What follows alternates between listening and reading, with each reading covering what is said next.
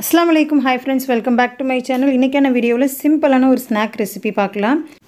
இந்த ரெசிபி பண்றதுக்கு 4 உருளைக்கிழங்கு எடுத்து உப்பு சேர்த்து வேக வச்சு மசிச்சு எடுத்து வச்சுக்கலாம். இந்த மாதிரி மசிச்ச உருளைக்கிழங்கு கூடவே ஒரு 2 டீஸ்பூன் அளவுக்கு மிளகுத்தூள் சேர்த்துக்கோங்க. இந்த டிஷ்க்கு வந்து மிளகுத்தூள் மட்டும் தான் நம்ம காரத்துக்கு சேர்த்திருக்கோம். அதனால கொஞ்சம் ஜாஸ்தியாவே சேர்த்துக்கலாம்.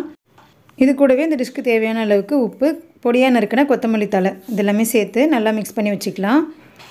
இந்த மாதிரி சிம்பிளான ஸ்நாக் ரெசிபி நம்ம சேனல்ல ஏற்கனவே அப்லோட் பண்ணியிருக்கோம். செக் பண்ணி பாருங்க. இன்னுமே நம்ம சேனலை சப்ஸ்கிரைப் பண்ணலனா சப்ஸ்கிரைப் பண்ணிக்கோங்க. இந்த மாதிரி நல்லா பிசைஞ்சதுக்கு அப்புறமா சின்ன மிக்ஸி ஜாரில் ஒரு 3 பிரெட் எடுத்து இந்த மாதிரி சின்ன சின்ன பீசஸாக கட் பண்ணி போட்டுக்கோங்க. அதுக்கப்புறமா நம்ம பல்ஸ் மோடில் கிரைண்ட் பண்ணி எடுத்துட்டோம் அப்படின்னா நமக்கு வந்து பிரெட் க்ரம்ஸ் வந்து ரெடி ஆகிடும்.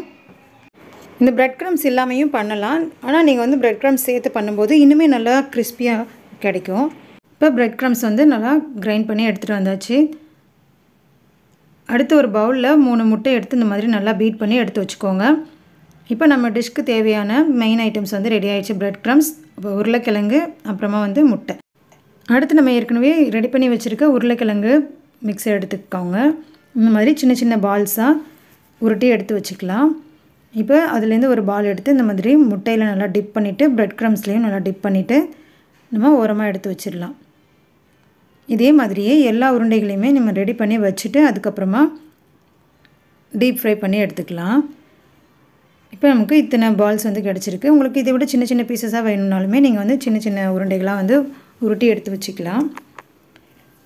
இப்போ ஒரு கடாயில் எண்ணெய் சூடு பண்ணிக்கோங்க. நல்லா எண்ணெய் சூடானதுக்கப்புறமா இந்த மாதிரி ஒவ்வொரு பால்ஸாக எடுத்து போட்டுட்டு பொரித்து எடுத்துட்டோம் அப்படின்னா நமக்கு சூப்பரான சிம்பிளான ஸ்நாக் ரெடி ஆகிடும். இந்த பொட்டேட்டோ பால்ஸை வந்து நீங்கள் அப்படியேவும் சாப்பிட்லாம். இல்லை மயோனைஸ் இல்லை அப்படின்னா டொமேட்டோ கெச்சப் வச்சு சாப்பிடும்போது நல்லா டேஸ்ட் சூப்பராக இருக்கும். இன்னுமே என்ஹான்ஸ் பண்ணி கொடுக்கும். இந்த இன்ஸ்டண்ட்டான ஸ்நாக் ரெசிபி நீங்களும் ட்ரை பண்ணி பார்த்துட்டு உங்கள் ஃபீட்பேக்கை கமெண்ட்டில் சொல்லுங்கள். இனிமேல் நம்ம சேனலை சப்ஸ்கிரைப் பண்ணலன்னா சப்ஸ்கிரைப் பண்ணிக்கோங்க. அப்படியே பக்கத்தில் இருக்க பெல் பட்டனையும் கொடுத்துட்டிங்கன்னா நான் போடுற வீடியோஸ் எல்லாமே உங்களுக்கு நோட்டிஃபிகேஷன் வரும். இதே மாதிரி நிறையா snack recipes, breakfast recipes, chapati side dish recipes, kitchen tips எல்லாமே நம்ம சேனலில் போட்டிருக்கோம். செக் பண்ணி பாருங்கள். டிஸ்கிரிப்ஷனில் லிங்க் தரேன். தேங்க்ஸ் ஃபார் வாட்சிங்.